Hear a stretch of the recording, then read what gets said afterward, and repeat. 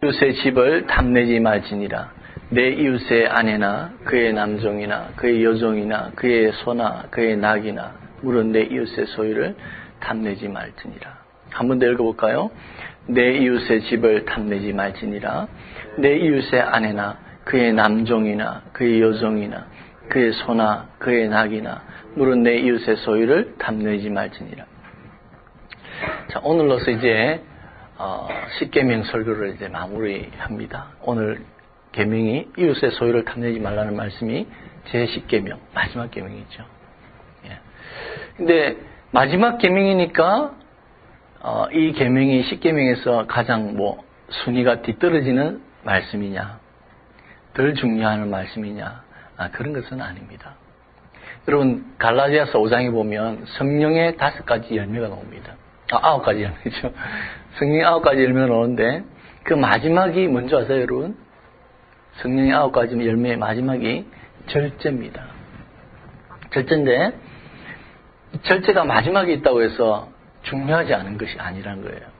많은 성경학자의 해석하는 분들이 그렇게 해석해요. 저도 동의하는데 마지막이 절제가 없으면 앞에 8가지 성령의 열매는 맺힐 수 없다는 거예요. 그래서 이 절제 마지막 것이 앞에 걸 다 통제하는 아주 중요한 말씀이 그 덕목이다 그렇게 되어 있습니다. 저는 십계명도 마찬가지로 생각합니다. 십계명도 마지막 이웃의 소유를 탐하지 마라, 탐욕을 품지 마라, 탐심을 품지 마라. 이 말씀은 앞에 그 십계명의 말씀을 이룰 수 있는 아주 중요한 마무리 점을 찍는 것 같은 중요한 말씀이다. 그렇게 생각이 듭니다. 그러면 한번 봅시다. 진짜로 그런지. 우리가 6계명이 뭡니까? 살인하지 말라. 그 대부분이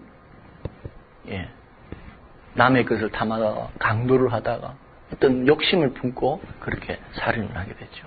또 7계명이 뭡니까? 간음.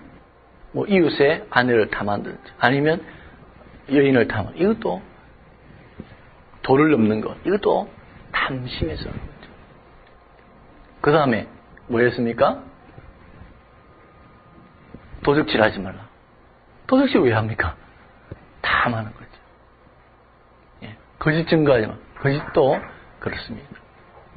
그러면 10계명의 1계명에서 4계명, 영적인 계명, 하나님과 관련된 계명도 탐심하고 연결되느냐? 연결되어 있습니다. 골로새서 3장 5절에 이런 말씀이 있습니다.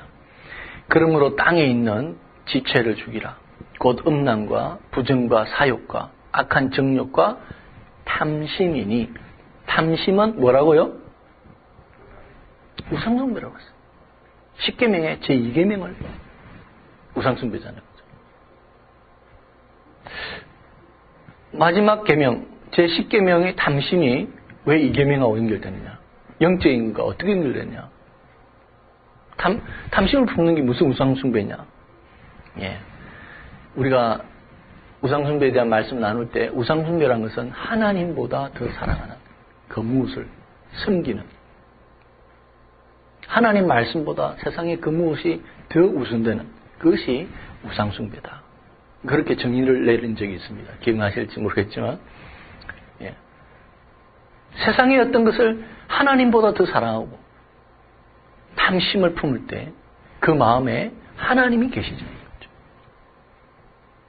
요한일서 2장 15절에 이 세상이나 세상에 있는 것들을 사랑하지 말라. 누구든지 세상을 사랑하면 아버지의 사랑이 그 속에 있잖아요. 세상의 것에 대한 탐심을 품고 있을 때 하나님의 사랑이 그 속에 있을 수가 없다는 거예요. 그래서 탐심은 하나님보다 더 세상을 사랑하는 우상숭배가 된다. 그렇게 가르치고 있습니다. 그걸 보면 이 탐심의 문제는 십계명 전체와 관련되어 있다는 것을 우리가 알 수가 있습니다. 자, 탐심은 여러분 정말 나쁜 것이죠. 자신과 이웃을 파멸로 몰아가는 것입니다. 제가 이것을 설명하기보다는 예를 들면 더 여러분 쉽게 쉬울 것 같습니다. 성경에 탐심의 사건에 두 가지 예가 있습니다. 첫째는 다윗왕입니다. 여러분 잘 아시죠? 다윗왕. 그가 왕이 되었을 때 이제 암몬과 이스라엘이 전쟁을 하게 됐습니다. 그런데 항상 전쟁에 나갔던 다윗이 왕이 된 후에 전쟁에 나가지 않았습니다. 뭐 여러 가지 이유가 있겠죠. 큰 전쟁이 아니기 때문에, 암몬과의 전쟁은 큰 전쟁이 아니기 때문에 나가지 않았을 수도 있고, 이제 왕이 되었으니까 몸조심해야 되잖아요. 예, 그러니까 다윗이 전쟁에 나가지 않았습니다. 전쟁에 나가지 않은 다윗이 이제 왕궁 위에서 이제 따분하게 걷다가 한 여인이 목욕을 하는 것을 보게 됐습니다. 근데 그 여인을 보고 다윗이 마음이 뺏겼죠. 그래서 신하를 불러가지고 저 여인이 어떤 여인인지를 알아봐라 그랬어요. 자, 여기까지는 문제가 없습니다. 왜? 다윗도 왕으로서 또 다른 첩을 둘 수 있는 그런 상황이었거든요. 그까지는 문제가 없어요. 근데 보고가 왔는데 그 여인이 다윗의 신복인, 충성스러운 신하인 우리아라는 사람의 아내 바세바라는 보고가 왔습니다. 거기서 멈춰야 될 거 아니에요. 그죠? 근데 다윗은 탐심을 품었습니다. 거기서 멈추지 않았습니다. 다윗은 사람을 불러서 그 여인을 데리고 오라고 합니다. 그리고 그 여인과 동침을 하고 아무 일이 없었던 것처럼 집으로 돌려보냅니다. 다윗이 착하겠죠. 아무 일이 없을까요? 이미 탐심의 씨는 뿌려졌습니다. 그 탐심의 씨는 자라고 있었습니다. 우리아에게서, 바세바에게서 기별이 왔습니다. 내가 다윗의 아이를 임신했습니다. 기겁하죠. 우리아는 이분이 전쟁터에 오래 있으니까 우리아의 자녀는 아닙니다. 분명히. 다윗은 이것을 숨기기 위해서 우리아를 전쟁터에서 불렀습니다. 우리아를 불러서 이제 집에 가서 쉬어라. 왜 그렇게 합니까? 이 아기가 우리아의 아기라고 속이기 위해서 그랬습니다. 근데 우리아가 말을 안 듣는 거예요. 그냥 성문 밖에서 잔 거예요.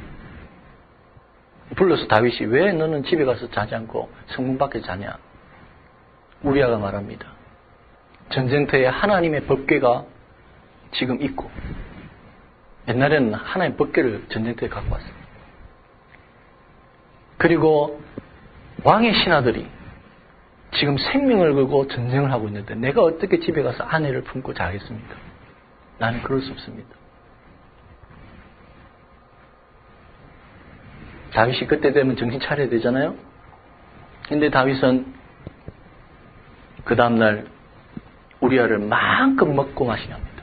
술 취하게 만듭니다. 이 사람이 마음이 흐트러지면, 정신상태, 군인 정신이 흐트러지면 이제 집에 가서 자겠지. 그런데 우리아는 술 취한 상태에서도 집으로 가지 않았어요. 그냥 다른 신하와 잤습니다. 다윗이 안 되겠다. 죽이려는 마음을 먹었습니다. 없애야 되겠다. 그래서 우리아에게 편지를 적어서 너희 상관 요압 장군에게 이 편지를 줘라. 우리아가 자기 편지를 들고 갑니다.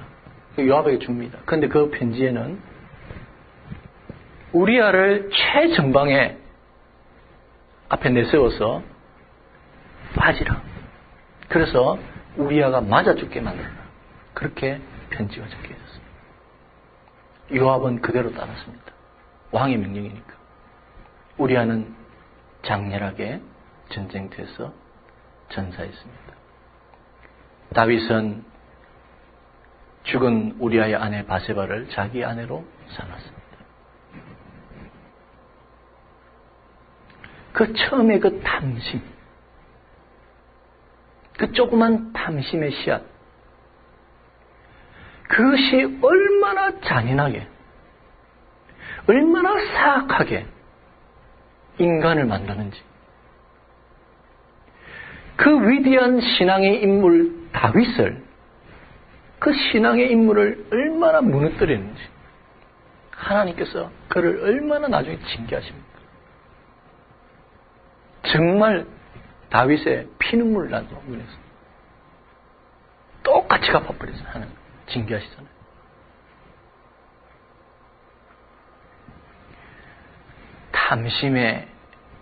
탐심이 우리의 가정을 파멸시키고 다윗 자신의 뿐만 아니라 가정도 파멸시켜버렸어요. 다윗의 자녀들도 거의 살아있는 사람 별로 없어요. 다 서로 죽이고 자신의 아내들 막 백주에 당하고 이런 꼴을 잘 보게 만들어요. 탐심의 씨앗, 그것은 작은 것이지만 정말 얼마나 처참한 결과를 볼 수 있는지 우리가 압니다. 보게 됩니다. 또 한 사람은 아합 왕입니다. 아합 왕은 이스라엘의 왕이었습니다. 근데 이 아합 왕의 왕궁 곁에 포도원이 하나 있었어요. 이 포도원이 가지고 싶었습니다. 아합 왕이. 그래서 알아봤어요. 누구의 것이냐? 나봇이라는 사람의 것입니다. 자, 여기까지는 문제 없습니다. 그래서 불렀어요. 아합 왕이. 야, 나봇아. 이 포도원을 나한테 좀 주라. 그러면 내가 아름다운 포도원이 내 많은데 다른 아름다운 포도원 줄게. 네가 팔려가면 내가 돈을 후하게 쳐줄게. 자, 여기까지도 문제가 없죠? 여기까지도 문제가 없었습니다. 근데 나봇이 거절을 했습니다. 뭐라고 하면서 거절하냐면은 하나님이 지정하고 우리 조상들에게 주신 이 기업을 내가 바꾸거나 팔 수가 없겠습니다. 왕이시여 죄송합니다. 자, 여기까지 해서 그만두면 되는데 아합 왕이 탐심을 품었습니다. 아합 왕은 그것을 가지고 싶은 욕심에 그냥 자리에 누웠어요. 침대에 알아 누웠어요. 밥도 안 먹고 그냥 알아 누워서 저걸 어떻게 가질까? 왜 저 나봇은 거절할까? 그 탐심의 마음 때문에 아합 왕이 침대에 알아 누운 거예요. 밥도 안 먹고. 그런데 그 아합 왕의 아내 이세벨이라는 사람이 왔습니다. 왕이시여, 지금 왜 이러십니까? 예, 이제 여차저차해서 이렇게 다. 왕이시여, 당신은 왕입니다. 왕인데 지금 뭐 하는 짓입니까? 일어나서 밥 먹고 힘내세요. 내가 알아서 처리 다 할 테니까. 내가 다, 예? 그 포도원을 당신에게 갖다 바칠 테니까 걱정하지 말고 일어나세요. 이세벨이 사람들을 불렀습니다. 모함을 짰습니다. 장로들을 부르고 이제 우리를 지금으로 하면 재판을 여는 거죠. 재판을 엽니다. 그리고 나봇을 세웁니다. 실제로 나봇과 나봇의 그 자녀까지 다 세웠어요. 나중에 보면 열왕기 하에 보면은 그 아들들의 피까지 라는 표현이 있거든요. 그 아들들까지 세워가지고는 사람들을 시켜가지고 거짓 증거를 하게 하는 거죠. 자, 우리 아까 9계명 있죠? 9계명이 연결되어 있잖아요. 거짓 증거. 거짓 증인들이 막 일어나가 말하는 거예요. 저 나봇은 하나님을 저주했다. 저 나봇은 왕을 저주했다. 내가 들었다. 막 일어나는 거예요, 사람들이. 자, 저런 인간은 가만 놔두면 안 된다. 죽여야 된다. 사람들이 끌고 나갑니다. 성문 밖에서 그냥 돌로 쳐가지고 죽게 합니다. 그리고 개들이 그 피를 하르면 처참하게 나봇의 가정이 파멸로 죽음으로 떨어집니다. 그리고는 아합 왕은 그 나봇의 포도원을 자신의 것으로 만듭니다. 탐심. 하나님 가만히 계시겠어요? 하나님 말씀하십니다. 내가 나봇과 나봇의 그 아들들의 피를 내가 보았다. 하나님께서 그대로 아합왕과 이세벨을 나중에 나봇과 나봇의 그 아들들을 핥았던 그 개들이 그 피를 핥고 찢는 똑같이 하는 징계를 받았어요. 탐심. 처음에는 아무것도 아닌 것 같아요, 사실은. 한 여인을, 아름답다 이기는, 그건 뭐가 문제입니까? 저 포도원을, 저 가지고 싶다, 사고 싶다. 예? 사고 싶다, 내가 구입하겠다. 이게 뭐가 문제 됩니까? 탐심은요, 여러분, 아주 작은 것에서 시작된 거예요. 근데 그것은 정말 나 자신과 이웃을 완전히 파멸로 몰아가는 것이 탐심이라는 것. 참 무서운 것, 여러분 기억하시기 바랍니다. 근데 여러분, 우리가 여기서 공통점을 하나 찾을 수 있잖아요. 이 두 예를 제가 들었잖아요, 성경에. 대표적인 탐심의 예입니다. 근데 이 대표적인 탐심의 예를 보면 공통점이 있어요. 그게 뭡니까? 이 공통점이 있는데, 이 사람들이 왕이라는 겁니다. 왕. 다 가진 왕이었어요. 많이 가진 왕이었어요. 다윗 왕은 첩이 많았어요. 안에서 또 많았습니다. 그런데 그 다른 한 여인을 취하기 위해서 그렇게 탐심을 부렸어요. 아합 왕은 자기 입으로 말했어요. 다른 아름다운 포도원이 있다. 많다. 내가 줄게. 아름다운 포도원을 갖고 있었어요. 아합 왕이 없었던 사람이 아니에요.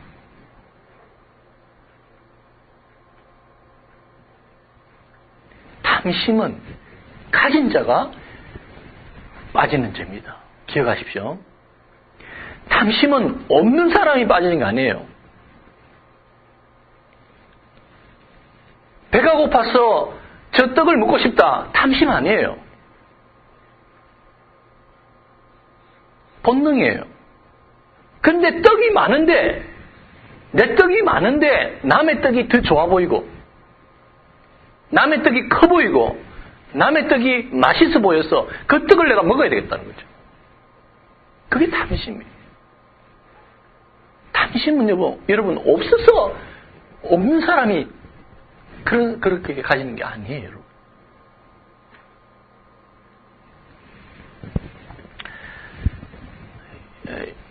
그래서 여러분 우리가 조심해야 됩니다. 탐심이 빠지지 않도록. 그리고 또 하나의 여러분 우리가 공통점을 찾을 수가 있죠. 그거는 힘이 있었다는 거예요. 그 사람들에게는 가지실 뿐만 아니라 힘까지 있었어요. 왕이니까. 만약에 다윗이 힘이 없었다면 우리의 아내를 취하고 싶어도 못 취했겠죠. 마음을 접었겠죠. 그런데 다윗은 사람을 죽여서라도 가질 수 있었던 힘이 있었어요. 아합왕도 마찬가지예요. 아합왕도 그냥 힘이 없었다면 나봇이 거절했을 때 이거 할 수 없구나 끝났을 거예요. 힘이 있었어요. 그들은 가졌을 뿐만 아니라 힘까지 가졌어요. 그게 그들의 불행이에요, 여러분. 왜 힘있고 부자고 권력 있는 사람들이 추악하고 잔인한 죄에 빠지는 줄 아십니까? 그들에게는 힘이 있기 때문에. 가진 데다가 탐심까지 있기 때문에.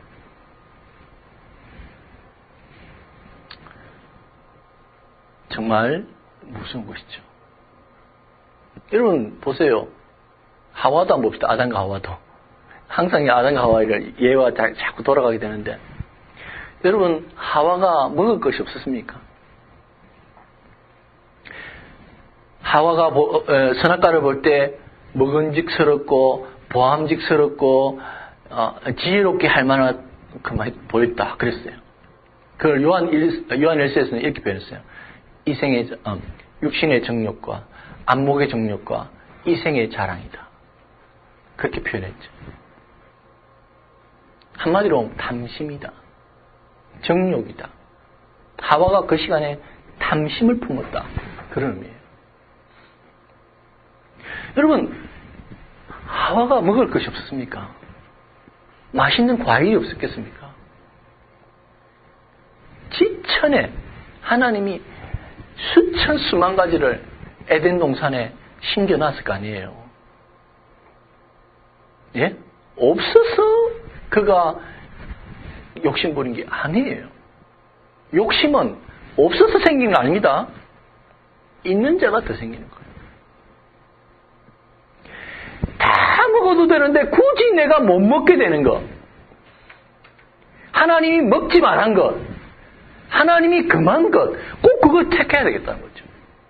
그걸 취해야 되겠다는 거죠. 그게 탐심이에요. 하와가 그랬어요.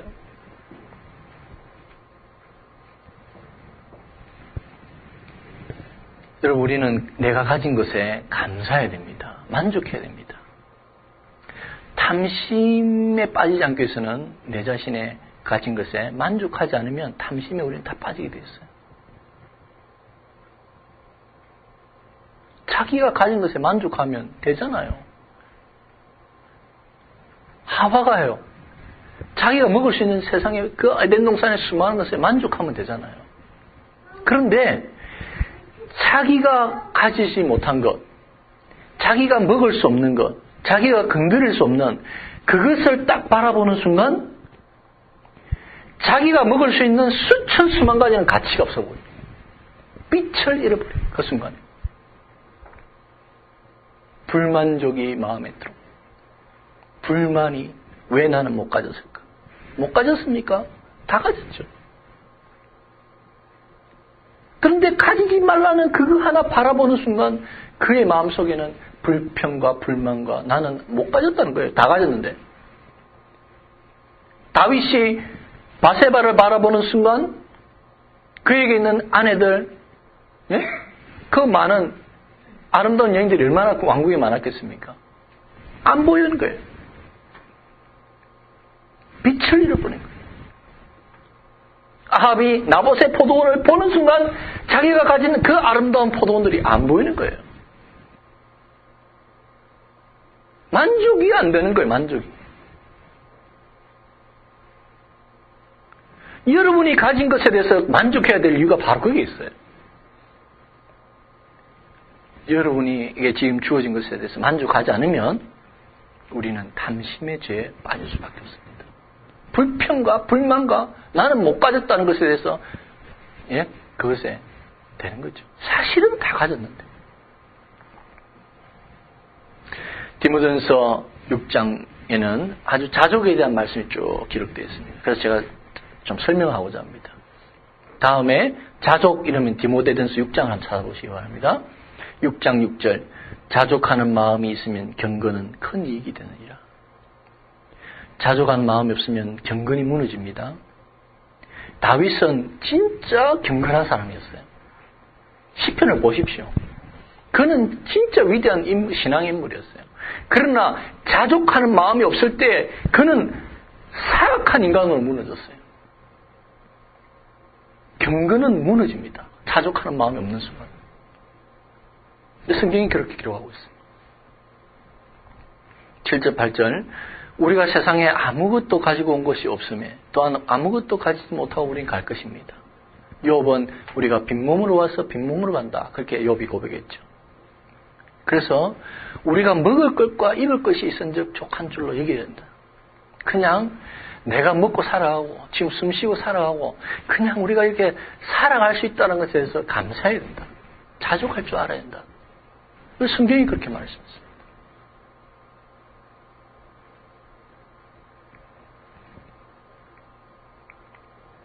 9절 부활이 하는 자들은 시험과 올무와 여러 가지 어리석고 해로운 욕심에 떨어지나니 곧 사람으로 파멸과 멸망에 빠지게 하는 것이다.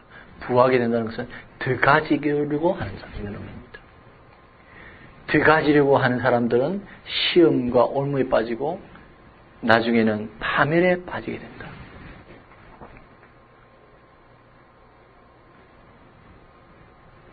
(10절) 돈을 사랑함이 일만 악의 뿌리가 되나니 이것을 탐내는 자들은 미혹을 받아 믿음에서 떠나 많은 근심으로 자기를 찔러도다.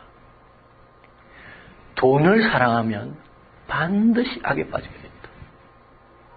일만 악의 뿌리는 돈에 대한 사랑이다. 돈에 대한 욕심.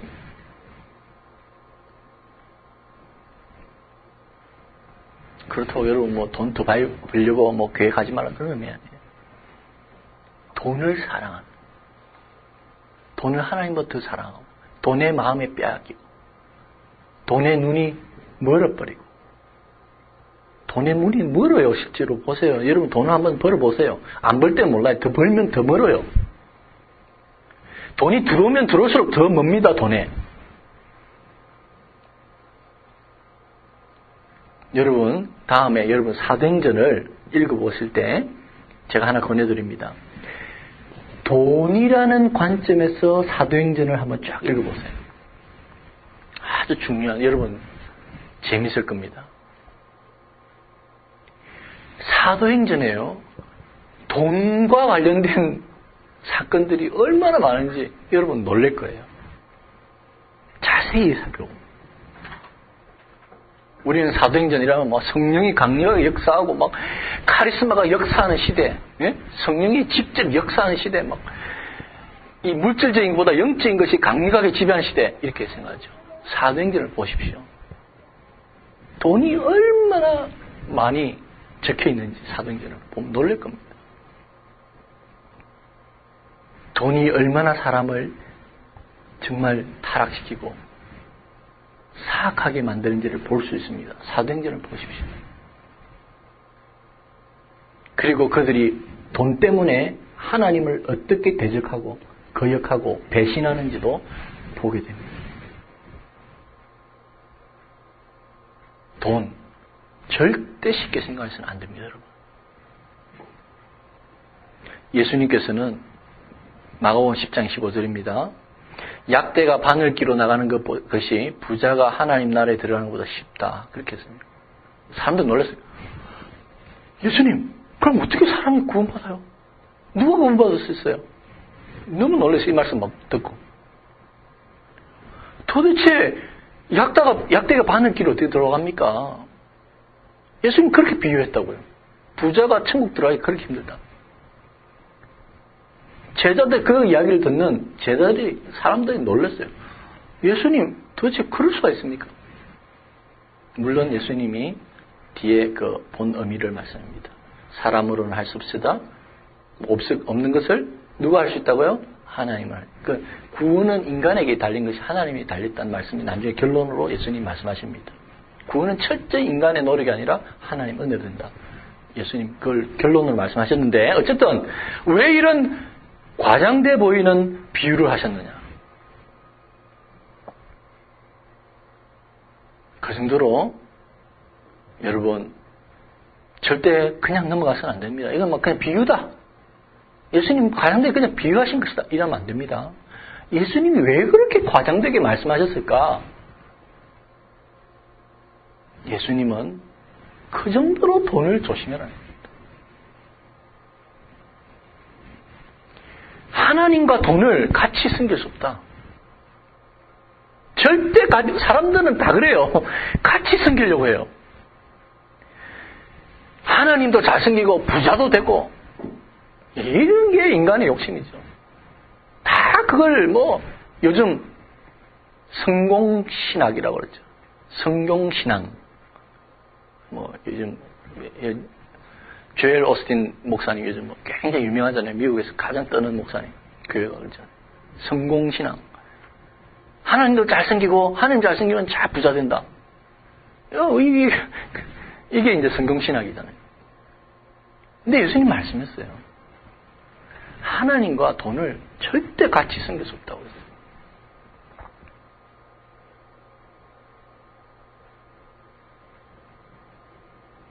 여러분들이 받아들이기 쉽지 않겠죠. 그러나 들어야 됩니다. 예수님 말씀 들어야 됩니다.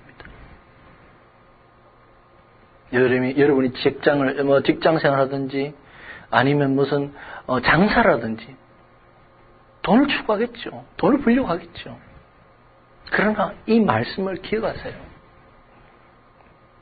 여러분, 세상 사람들도 그런 말이에요. 돈을 쫓아가면 돈이 도망간다고 그랬어요. 예수 안 믿는 사람은 또 그래요. 맞습니까? 여러분 들어보셨습니까? 그 말? 사람을 쫓아가면 사람이 가버려요. 떠나버려요. 사람을 잃어버려요. 명예를 추구하면 명예를 잃어버리고 아주 추악한 상태에 떨어져요.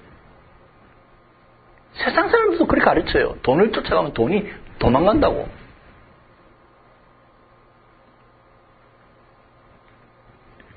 예수님 말씀을 우리가 소홀히 해서는 안 됩니다. 여러분. 돈을 사랑하고 돈을 막 추구하는 돈에 눈이 머는 절대 그래서는 안 됩니다. 이게 작은 문제가 아닙니다. 여러분.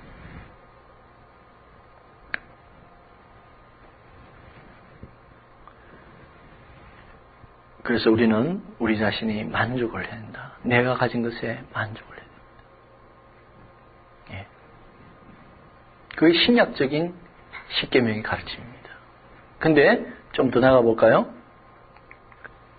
자, 만족하는 정도가 아니라 신약에서는, 성경에서는 감사해라. 네가 가진 것, 하나님이 주신 것에 대해서 만족하는 정도 수준이 아니라 감사하면 그런 수준의 삶을 살아야 된다라고 가르치고 있습니다. 저는 이제 부산에서 오래 살았는데, 부산에 태어나고, 부산에 옆에 진해라는 곳이 있어요. 그 진해라는 곳에 가면, 봄이 되면 진해 군항제라는 게 있어요. 가보신 적 있습니까, 혹시? 거기 보면, 진짜 벚꽃이에요. 꽝통 벚꽃이에요. 꽝통 벚꽃인데 어느 정도냐면, 거기 가면, 마치 눈이 내리듯이, 벚꽃 그 이파리들이 쫙, 잎이 쫙 흩날리는데요.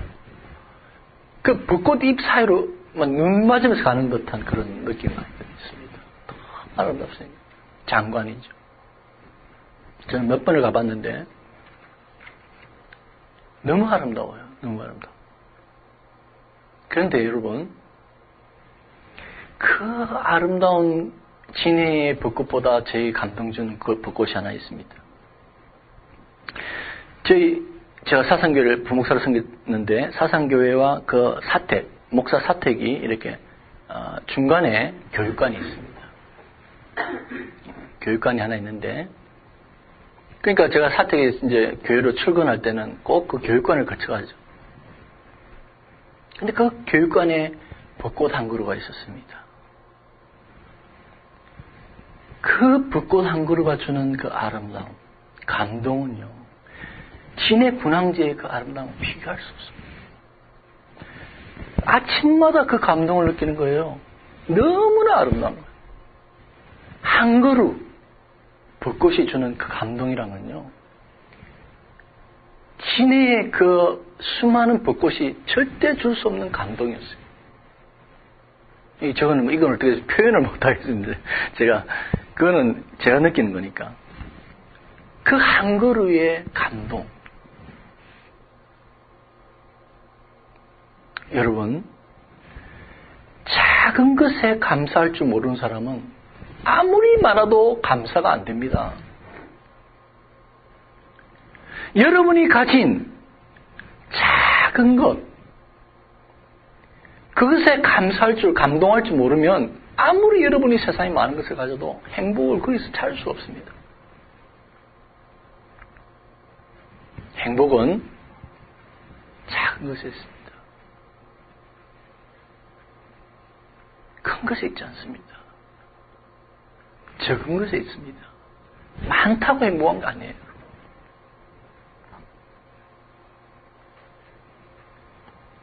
그래서 여러분의 삶에 순간순간에 행복을 누려야 돼요.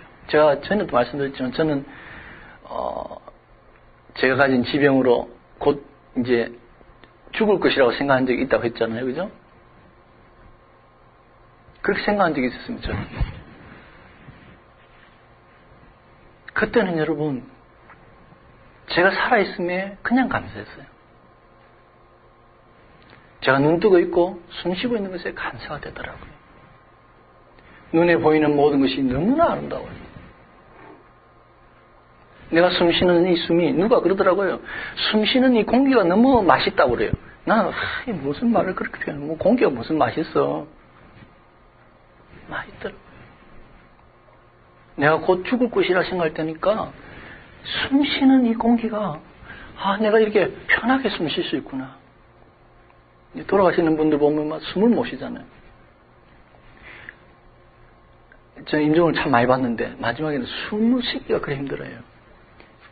우리가 편하게 숨 쉬는 이 공기를 맛보는 이 행복이에요. 마음이 낮아지고 가난해지면요, 그게 다 행복하다니까요. 마음이 심령이 가난한 자는 복이 있다고 예수님 말씀하셨어요. 심령이 가난해지면요, 다 감사해요. 감사해요. 탐심을 품으면요, 다 불만이에요. 다 가졌는데도 불만이에요. 그래서 여러분, 우리는 감사해야 돼요. 사도 바울이 육체의 가시를 가지고 있었습니다. 육체의 가시를 가지고 너무 고통스러워서 하나님께 기도했어요. 하나님, 이 육체의 가시가 너무 괴로워요. 좀 빼주세요. 그 가시가 뭔지는 정확하게 기록이 안 됐어요. 근데 가시가 너무 괴로워요. 하나님, 고쳐주세요. 하는데 하나님 뭐라고 하셨느냐면 12장 9절 봅시다. 이 하나님의 음성입니다. 답입니다. 내게 이르시기를 내 은혜가 네게 족하도다. 나는 너에게 족한 은혜 줬어. 됐어. 나 부족하게 너에게 준 거 없어. 육체 가시가 이렇게 괴로운데요? 괴로워도 내 은혜는 너에게 족했어. 내 능력이 너의 약한 곳에서 더 온전해지고 너를 겸손하게 만들고 너를 더 헌신하게 만들고 너를 더 깨끗하게 만들고 너를 더 능력 있는 사람으로 만들어. 그것으로 된 거야. 하나님 그렇게 답을 하셨어요. 그러니까 사도 바울이 태도가 달라졌습니다. 이제 오히려 그 육체의 가시로 어떻게 한다고요?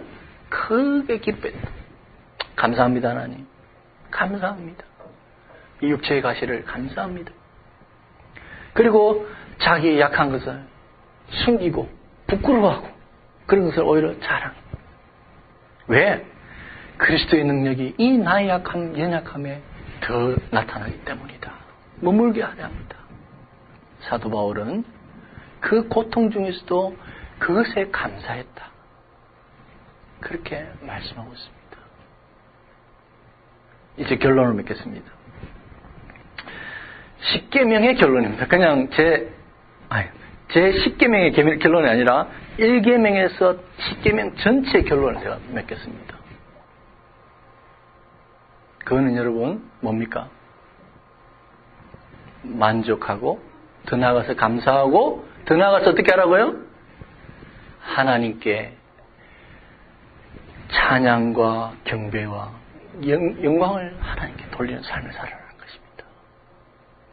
여러분의 삶 순간순간 여러분을 인도하시는 그 하나님을 인정하고 나에게 복을 주시고 고통 있죠. 그러나 이것도 하나님의 은혜임을 고백하고 그 하나님을 찬양하고 그 하나님 앞에 무릎 꿇고 경배드리는 삶. 하나님 감사합니다. 비록 내가 가난하지만 내가 비록 아프지만 내가 힘들지만 하나님 찬양합니다. 이것이 제 10계명의 결론이고 10계명 전체 결론이에요. 여러분이 그러한 삶을 사시기를 주님의 이름으로 간절히 축원합니다. 우리 다 같이 한번 통성으로 기도하겠습니다. 기도하실 때 많은 것 기억하지 않으셔도 됩니다. 한 가지 여러분 마음속에 성령님께서 말씀하시는 거 있을 줄 압니다. 깨달음이 있을 줄 압니다.